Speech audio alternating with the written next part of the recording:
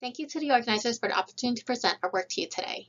Little is known about the maturation function of airway epithelial cells in infants. This is important because early life events, including preterm birth, are associated with the development of pulmonary diseases.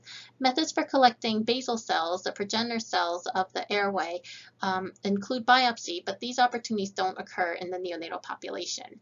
We developed a method to collect basal cells and propose a translational model to study airway epithelial development. We collected tracheal aspirates from term and preterm newborns less than 28 weeks gestational age who were intubated during their first week of life and selected for airway basal cells.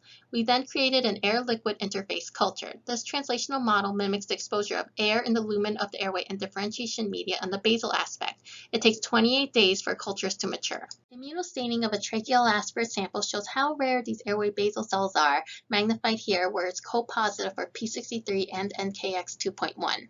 Isolated cells equally express the proliferative marker Ki67, supporting that these are representative of the airway and not selecting for a highly proliferative clone. We then compared our novel tracheal aspirate BSCs with the previously published nasopharyngeal BSCs and show that they equally express KRT5 and P63. However, our cells are also NKX2.1 positive, a distal airway cell marker, and that's not seen in the nasopharyngeal BSCs, which are proximal cell airway origin. In addition, bulk RNA sequencing PCA shows that our tracheal aspirate BSCs are clustered as a distinct population from the nasopharyngeal BSCs. Next, we compared BSCs from term and preterm newborns. The PCA in figure A shows clustering based on gestational age, and figure B is a volcano plot of 1,700 significantly different genes on bulk RNA sequencing. Figure C is an ataxic heat map showing more transcription in term, and thus epigenetic differences exist between age groups. Looking at the top significant pathways of preterm versus term, we found several related to cell cycle. Figure A shows preterm BSCs are consistently lower than term. In figure B, we also show the proliferation curve is slower in the preterm.